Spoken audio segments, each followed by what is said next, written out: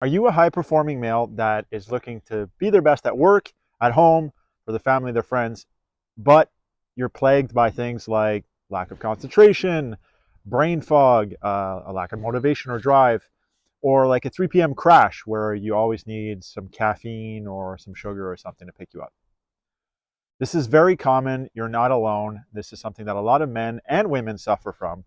And there's usually some very quick, easy, simple fixes that address the root cause of the problem.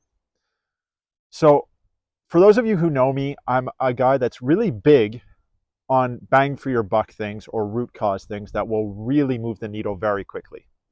And when it comes to brain fog, lack of motivation, lack of drive, or low testosterone symptoms in men, one of the biggest pillars of that is actually inflammation. That's right, low-grade inflammation actually affects your testosterone in a few different ways. One way is that inflammation will block the production of testosterone in the Leydig cells in the testes.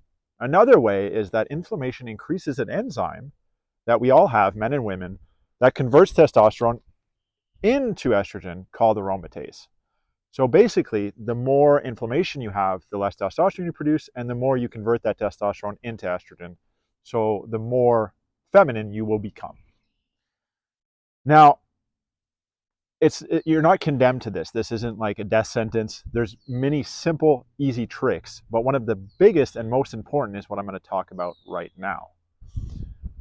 So when we're talking about inflammation, inflammation is something that comes from your cells or comes from, an infection or a trauma or an injury, but chronic low-grade silent inflammation that you have all the time is usually something from your lifestyle. In this case, today we're going to talk about anti-inflammatory fats and inflammatory fats. Why fats? Every cell in your body is made up of a bilipid layer of fats. Every cell, your brain cells, your liver cells, your skin cells, everything. If you keep taking seed oils that are inflammatory, we're talking about your canola oil, your rapeseed oil, vegetable oil, soybean oil. These are all fats that are more inflammatory, and these will start making up this membrane of your cell. So it won't matter how much turmeric you take, how much resveratrol, how much new biohacking